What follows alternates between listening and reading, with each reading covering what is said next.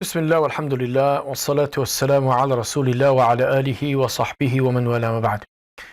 Muslimin, respected viewers, assalamu alaikum wa rahmatullahi wa barakatuh. Ahlan wa sahlan wa marhaban bikum jami'an aynama kuntum. Welcome to each and every single one of you, wherever you might be. This is our program, Palestine, the Holy Land. And inshallah ta'ala, today we shall continue with our update as to what has been transpiring in the Holy Land of utter devastation and suffering, of persecution, of massacres, of genocide, and all carrying on in full view. The world is getting it live on their cell phones, on their televisions, in their newspapers, in their magazines, and it continues unabated. And the Zionist entity who is perpetrating it, along with the complicit actions, aid and support of the Western powers, many of them, especially America, that it continues with impunity. United Nations is absolutely unable to do anything to stop the carnage, to stop the killing, to stop the bloodshed, to lift the siege, to allow aid in. The whole world is looking on. And little to nothing is being done to aid our brothers and sisters in Palestine, particularly in Gaza. Let us also not forget what's going on in the West Bank.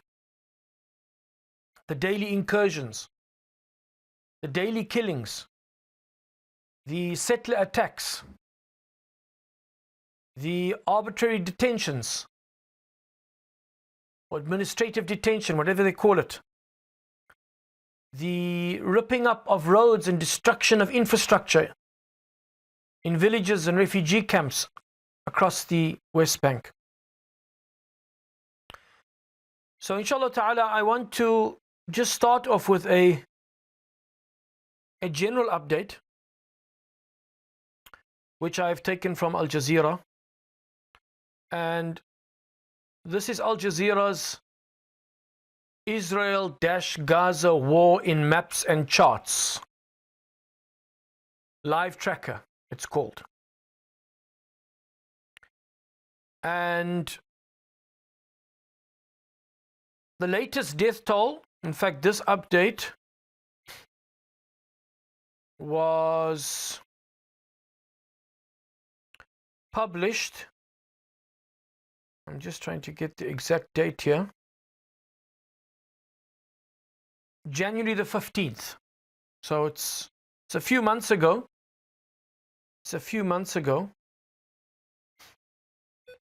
But this is with regards to the overall damage. And of course, a lot more has been damaged since the ceasefire was broken on March the 18th.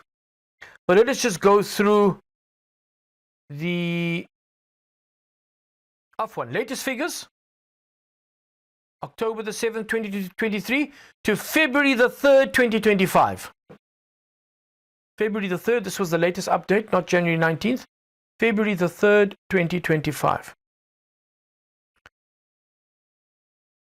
So, in as far as those that have been killed, Allahumma taqabbal shuhada'ana, Allah accept our martyrs, 61,709 people. And so this is now before the ceasefire was broken by the Zionist state on March the 18th. And since then, over 1,000 people have been killed. So add another 1,000 to that. So we're looking at plus minus 63,000 people, at least, including almost 17,500 children. Say almost, especially since the breaking of the ceasefire, there have been many hundreds of children. In actual fact, they are saying 100 children are being killed a day. So we're looking at least, if not more, than 18,000 children. 18,000 children. Injured, and this is as per February the 3rd, 2025. There are many more that are injured now. 111,588 people. Missing and presumed dead, more than 14,222.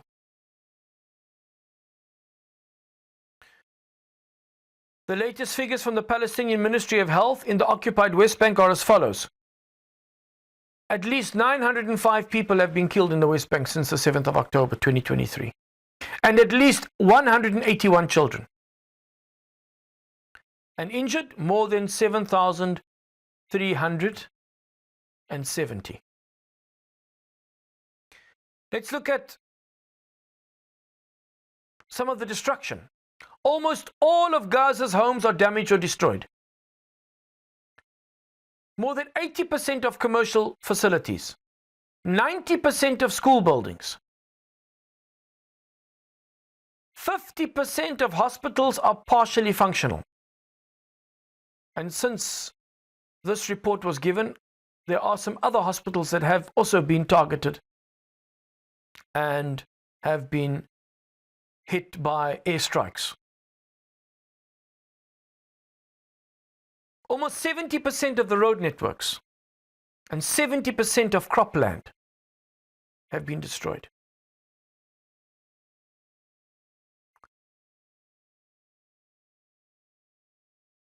By December 27th, 2024, more than 200 journalists have been killed in the Israel-Gaza war. Again, that is, I think, a very inaccurate way to put it. Israel-Gaza war, as if there's two armies that are equally equipped and they are fighting one another. No, this is, like they say, a turkey shoot. This is shooting fish in a barrel. This is a slaughterhouse. Gaza is a slaughterhouse. The people have nowhere to go. And the Zionists are, we can't even use the word indiscriminate because the attacks are discriminate. They are targeting. They are purposefully targeting civilians. Killing them in their tents, in their places of refuge. Even UN centers are being targeted. Hospitals are being targeted. So it's not indiscriminate. No, it's discriminate killing of innocent civilians. So more than 200 journalists. In actual fact, I'm going to go from this general update. And here they say at least 217 Palestinian, 3 Lebanese, and 2 Israeli journalists have been killed in the ongoing conflict. I want us to now just go to a more recent article, also by Al Jazeera. And this article is from 2 days ago, the 7th of April 2025. So this is very recent. It's titled, Targeted, Killed, Burned Alive. Journalists in Gaza attacked by Israel. In the latest attack on reporters in Gaza, a journalist is burned alive and others wounded in a targeted strike on a media tent outside a hospital.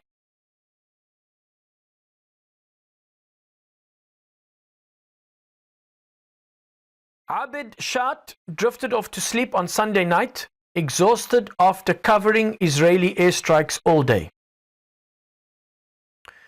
The 33-year-old freelance photographer had returned to a tent in front of Nasser Hospital in Khan Yunis in southern Gaza, where he had been based along with other journalists since the start of Israel's war on Gaza. I'm quoting verbatim here.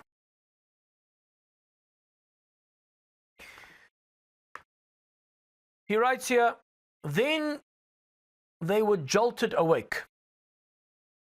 I woke up to the sound of a huge explosion nearby, Shad said. My colleagues and I immediately rushed out of the tent. I had my mobile phone to film. The strike had directly hit the journalists' tent across from us. I was horrified to target journalists like this. This has been happening since the beginning of this genocide. The subtitle, Burned to Death. The tent belonged to the TV station Palestine Today. I started taking pictures from a distance, but as I got closer to the burning tent, I saw one of my colleagues on fire, Shad said. I couldn't continue filming. I don't even know how I summoned the courage to approach the flames and tried to pull the burning person out. The fire was intense. There was a gas canister that had exploded and another one that was burning. I tried to pull him out by his leg, but his pants tore off in my hand. I tried from another angle, but I couldn't. The fire grew so strong, I fell back. I couldn't bear it any longer. Then some of the men came with water to put the fire out. I suddenly felt really weak and lost consciousness. Israel's attack burned Palestine Today reporter Hilmi al-Faqawi to death. This attack, it burnt the reporter to death along with another man named Yusuf al-Khazindar. Hilmi al-Faqawi and Yusuf al-Khazindar. Rahimahumullah ta'ala rahmatan wasi'ah. Allah subhanahu wa ta'ala envelop them in His mercy and accept their martyrdom. Ameen Ya Rabbil Alameen. The Israeli army said on X it had launched the attack to capture Hassan Abdul Fattah Muhammad Islah, alleging he was a member of Hamas posing as a journalist. Well, this is the same lie that is regurgitated every time a civilian is killed, that Israel doesn't target civilians, that these were Hamas operatives, just like with the case of the 15 medics. They say that they were Hamas operatives that were hiding in the ambulances and that they always use ambulances. There's absolutely no evidence that Hamas has ever used an ambulance to either attack the Israeli occupation forces or as a means of transport to get around the Gaza Strip. There's absolutely no evidence that has been produced. And this is a lie that keeps being regurgitated in order to defend the targeted killing of civilians, of non-combatants in the Gaza Strip. So here they accuse a man of posing as a journalist that was a Hamas operative. Islah, a journalist with a large social media following, was badly wounded in the strike. He had been threatened multiple times by Israeli authorities for covering an attack on an Israeli kibbutz during the Hamas-led attacks on southern Israel on October 7, 2023. The Israeli army also said it took steps to reduce the chance of harming civilians, but did not explain why it chose to bomb a tent full of sleeping journalists to capture one of them. Nothing new in crimes against journalists. More than 200 journalists and media workers have been killed by Israeli forces since October 2023, according to the Palestinian Journalist Syndicate, making it the deadliest ever conflict for journalists. Making it the deadliest ever conflict for journalists. The tent targeted on Monday was outside one of the largest hospitals in southern Gaza. Journalists have been gathering in hospitals from the beginning of Israel's war on Gaza, seeking relatively steady internet service, electricity, and safety in numbers. Locals said journalists have been stationed and reporting from Nasser Hospital throughout the conflict. We live, sleep and work there. We see each other more than we see our families, Shad said. What connects us is more than just work. Experts told Al Jazeera in September that Israel's killing of journalists in Gaza shows a clear pattern of targeting journalists.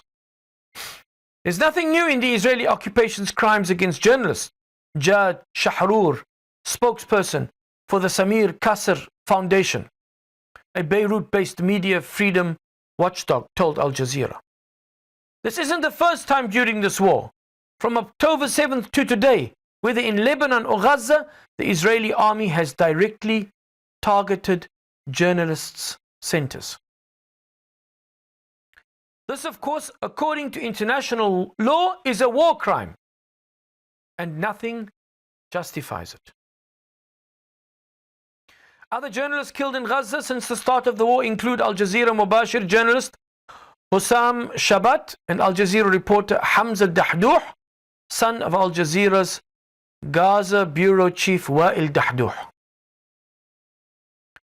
Both journalists were killed in targeted attacks on their cars, and Israel justified its actions by saying they were part of armed groups but did not provide evidence for the allegations. Since October 7, 2023, Israel has killed at least 50,700 people in Gaza. This is now besides the 14,000 that are missing. So, if we put that together, then we're speaking at least 65,000, most of whom are children or women. Therefore, and when we say most, we're speaking more than 70% are women and children. Therefore, not considered members of terrorist groups in Israel's classification. Many civilian men, a protected group under international law, have also been killed. Reporters Without Borders told Al Jazeera it was investigating Monday's attack. Whose turn is next? Journalists in Gaza are walking with targets on their backs, media rights organizations said. Israel deliberately bombs journalists because it doesn't want anyone to report the situation, Shahrur said. And one of the arguments, and this is even in mainstream media, one of the arguments against the Zionist occupation forces is that, well, why didn't you, if you are not afraid of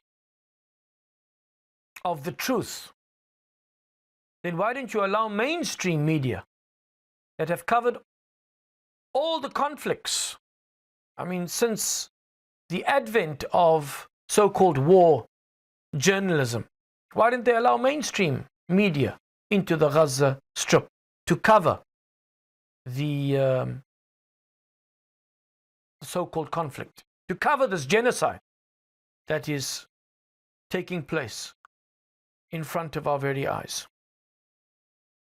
But they haven't allowed one foreign journalist into the Gaza Strip. So this is the first genocide that is being recorded, being filmed, being documented by the very victims of this genocide, by the very Palestinian inhabitants of their land in the Gaza Strip.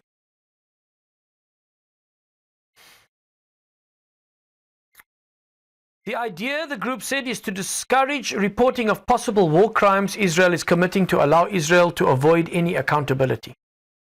The Palestinian Journalists Syndicate gave a news conference on Monday calling for international accountability for Israel's crimes against journalists in Gaza. Speaking to Al Jazeera just after returning from Al-Faqawi's funeral, Shad spoke of the deep psychological scars the experience has left on him. Even now, I don't feel I can move past what I saw, he said. I never imagined in my life that I would be pulling someone while they were on fire. Even now, I don't feel I can move. He said, he sustained, the article states, he sustained minor burns on both hands during the rescue attempt and now cannot hold a camera. He said, I feel completely paralyzed. Who are we doing this for? Does anyone care? Is there anything more horrific than this scene to move people? This isn't the first time someone has burned to death, and it's not the first time journalists have been directly targeted, Shah said. We still don't know whose turn it will be next. And that's the end of the article. So again, what do we take away from this article? That journalists in Gaza, Palestinian journalists in Gaza, because there's no foreign journalists allowed in Gaza, are being directly targeted by the Israeli occupation forces. And it is the highest casualty number of journalists in living memory in any conflict that has ever taken place in the world. This small little strip of land in the land of Palestine, in the Holy Land, now holds the record for the highest number of journalists killed ever in a conflict, in a so-called war zone. So let us now go back to our general update. And we broke away from where we were speaking about the journalists. So there are even more journalists, 217 as of the 3rd of February. 217 Palestinian journalists had been killed, and now there are even more that are added to that list. Forced displacement. The Israeli military has issued more than 65 evacuation orders since October the 7th, 2023, leaving about 80% of the Gaza Strip under active evacuation orders. One can basically say that all 2.3 million inhabitants of the Gaza Strip have been, in some way or form, being internally displaced. And since the breaking of the ceasefire by the Zionist entity, the displacement has begun all over again. Remember, when the ceasefire started, the people moved. The people that came from the north moved back to the north, and now they're having to run for their lives, their spouses' lives, their parents' lives, their children's lives, as this unabating, relentless genocide continues. Let's go for our break, and we'll be back thereafter bi'idhnillahi ta'ala. Assalamu alaikum wa rahmatullahi wa barakatuh. Bismillah, alhamdulillah, wa salatu wa salamu ala rasulillah wa ala alihi wa sahbihi wa man wala ma ba'd. Jamaat al-Muslimin, once again, assalamu alaikum wa rahmatullahi wa barakatuh. Respected viewers, welcome back to our program Palestine, the Holy Land, as we continue with our update as to what has been transpiring in the Gaza Strip since the 7th of October, and inshallah ta'ala we want to delve a little bit more into specifically what has been happening since the breaking by the Israeli occupation forces of the ceasefire, a partial ceasefire, because there were still casualties, as Dr. Tanya Haj Hassan has testified to. They were always receiving casualties, even during the ceasefire. Palestinians were being shot at. There was even some strikes that took place. And there was ongoing death and destruction, even though it was much less during the ceasefire. And when the ceasefire was broken, she says it was a absolute, she herself, in an interview with Christian Amanpour on CNN, she said it was pure terror. She woke up. I think the bombardment started about 2 o'clock in the morning. She said she woke up and immediately she started shivering. Her teeth were chattering as if, from the freezing cold. And it took her about 20 minutes for her to stop shivering from the pure terror that was unleashed on the people of Gaza when the ceasefire was broken on the 18th of March. Now, continuing with our general update, just a reminder that the Gaza Strip has been under blockade for 16 years. And it has a population of about 2.3 million, living in one of the most densely populated areas in the world. And the Gaza Strip is only about 10 kilometers wide and 41 kilometers long. 6 miles by 25 miles. About 10 kilometers by 41 kilometers. A tiny little strip of land. And there has been a suffocating siege imposed on the people of Gaza for the last 16 years. Actual fact, one can say that it has been longer than that, because when the resistance, and I'm purposefully saying the resistance instead of saying Hamas, because Hamas doesn't mean anything in the English language. It's an Arabic acronym which stands for the Islamic Resistance Movement. And we know that these are Muslims and that their plight is based on the laws and rules and regulations of Islam. Mistakes have been made. Individuals have made mistakes, undoubtedly. And but I think it's important that when we speak about Hamas, instead of using the Arabic acronym, which means nothing in the English language, we call the organization for what it is. It is the resistance. The resistance. And resistance in itself, according to international law, it is a right of any occupied people to resist. Whether it was the English resisting the occupation of William the Conqueror of England, the harrying of the North, is a famous episode of that resistance that was brutally put down by the Normans, or whether it was the French resistance against the Nazis in the Second World War, or the Jewish resistance. There was two Jewish resistance groups in the Jewish ghetto in Warsaw that stood up against the Nazis, and they were utterly crushed.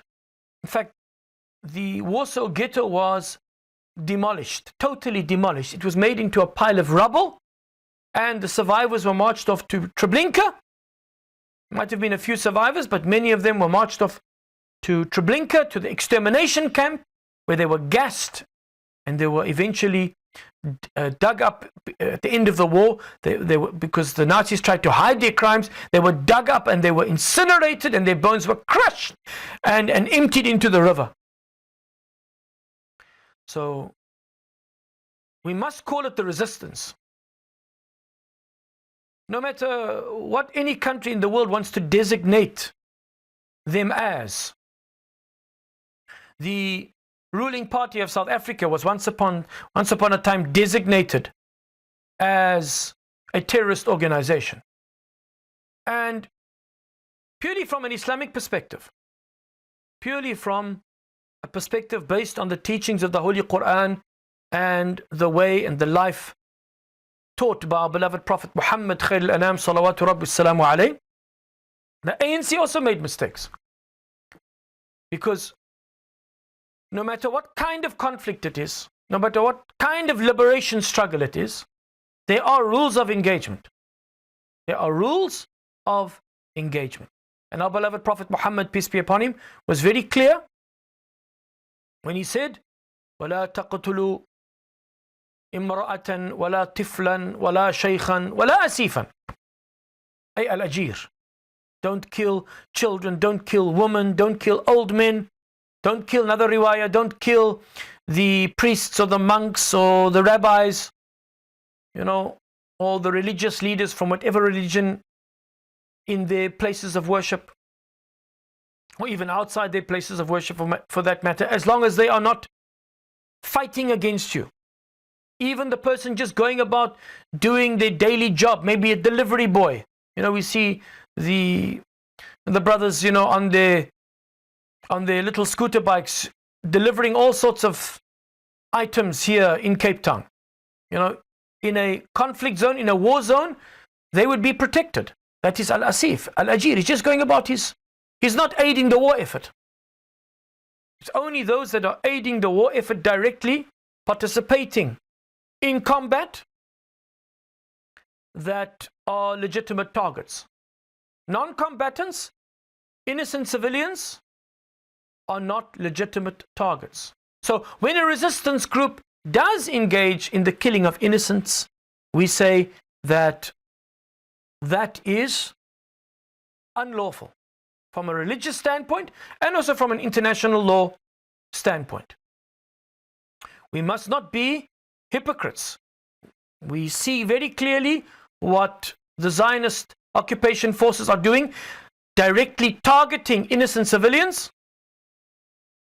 We cannot, on the other side, say that targeting innocent civilians by the resistance, that this is something that is accepted.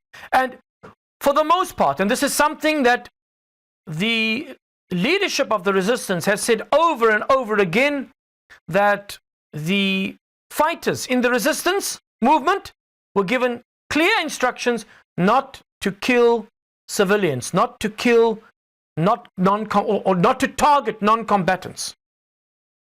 They were given those instructions. But mistakes were made. Mistakes were undoubtedly made. So, again, I'm going to use the word resistance. Resistance is a divine right in the eyes of Almighty God, the God of Abraham, Allah subhanahu wa ta'ala, and it is a right enshrined in international law.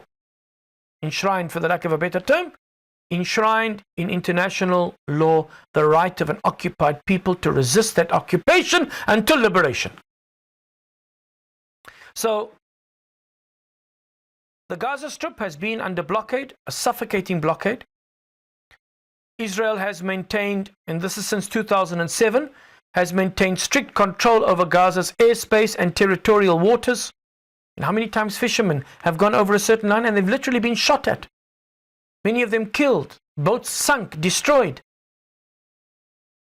because they are fishing in their own waters and have restricted the movement of goods and people in and out of Gaza. Since the resistance October 7 attacks in southern Israel, Israeli Prime Minister Benjamin Netanyahu has threatened to turn Gaza into a deserted island and warned its residents to leave now. The second meeting now that the war criminal Netanyahu had with Donald Trump in the White House. Donald Trump again was speaking about the real estate potential and how the Israelis, how could they have given away such valuable real estate? I mean, speaking about this while people are being massacred in their tens of thousands. Children, 18,000 children. What kind of human beings are we dealing with?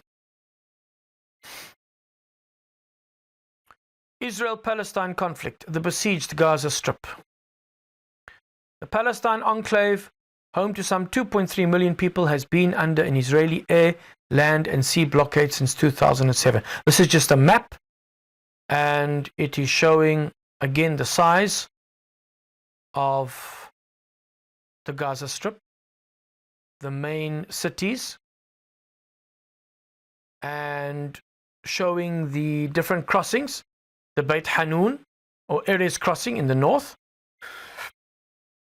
and then the two crossings in the south, the Rafah crossing and the Kerem Shalom or Karam Abu Salim crossings in the south. And all these crossings are controlled by the occupation forces. Right.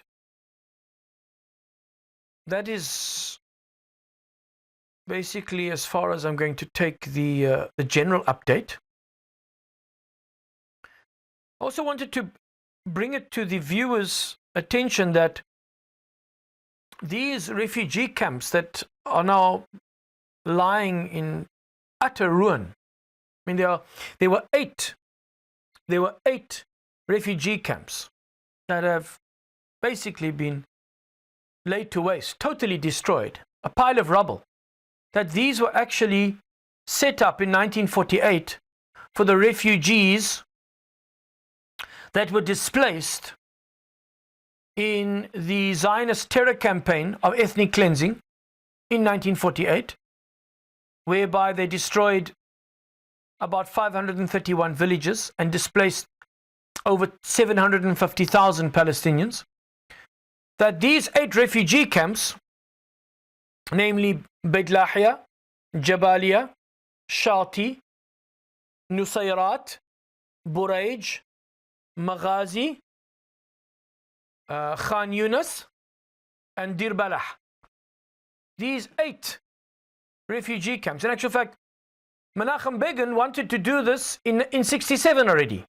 What the Zionists are doing now, Menachem Begin wanted to do when? In 67, after the 6-day war. He said, let's go into Gaza, destroy the 8 refugee camps, and drive the people of Gaza into the Sinai desert. This is an old plan. This is not a new plan.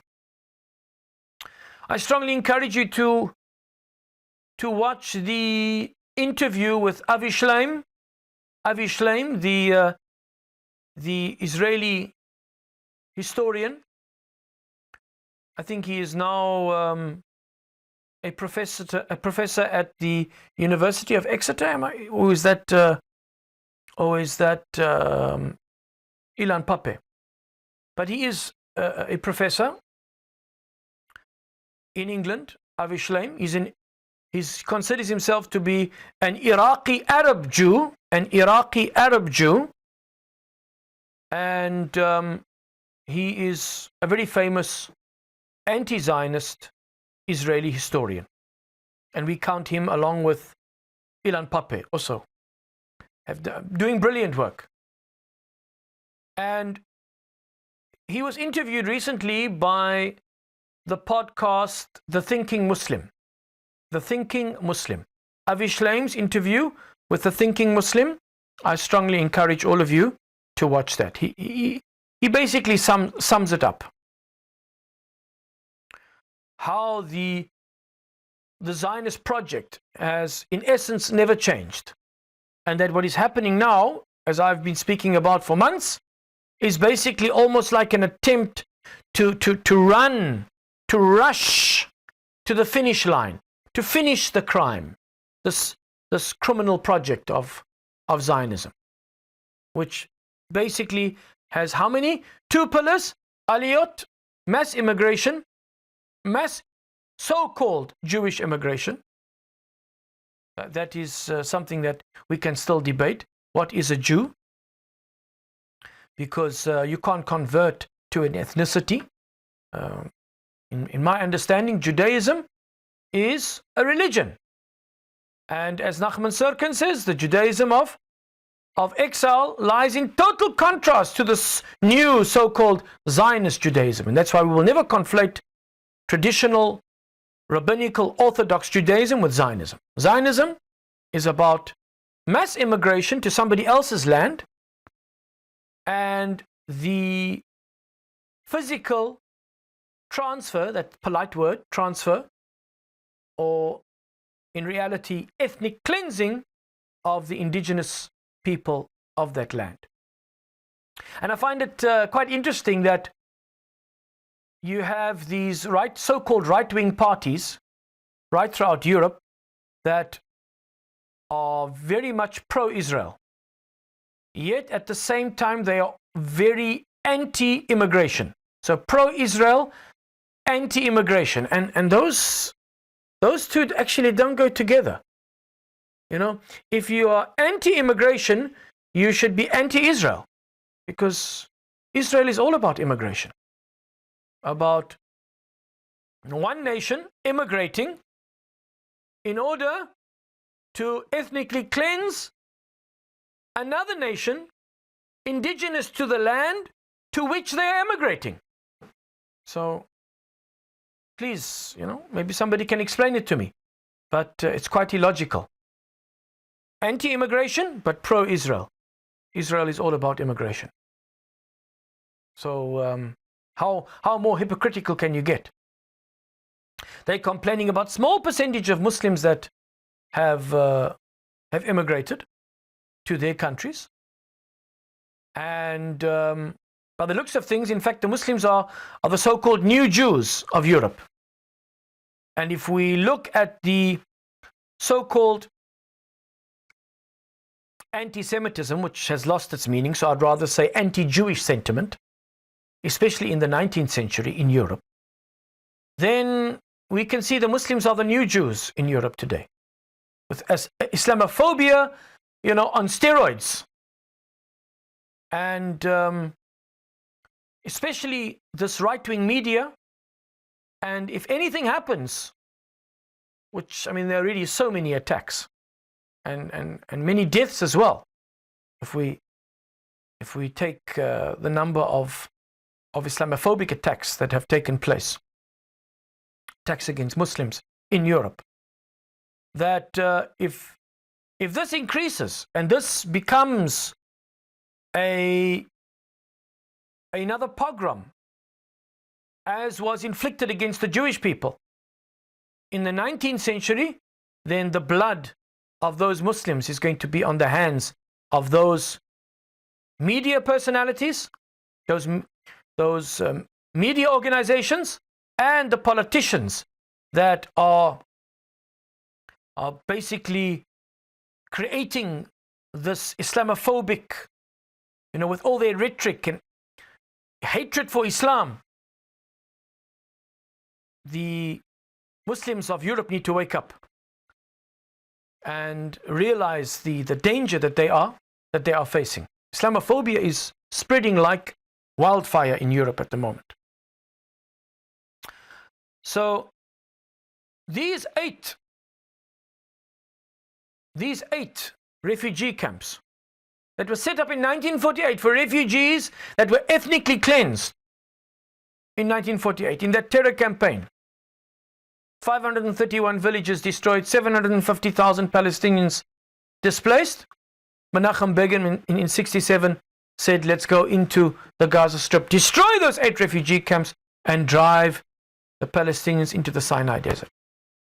Yesterday, the war criminal Netanyahu, and now Donald Trump is also guilty of war crimes, killing innocents in Yemen, and also he is complicit in the genocide in Gaza. So 2 war criminals came together to revive and to reaffirm the commitment to ethnic cleansing, to what Menachem Begin suggested in 1967, and to what David Ben-Gurion did to 750,000 Palestinians in 1948. And as Avi Shlaim says, and Ilan Pape says, that this has always been the Zionist project. Since even before the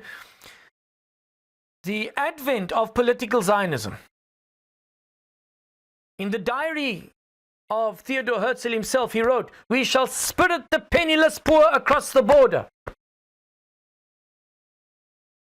Ben-Gurion said the Palestinians will have no other choice but to flee. Ze'ev Jabotinsky says we shall ask the Jews of America to pay $500 million, and we will transfer the Palestinians to Iraq and to Saudi Arabia.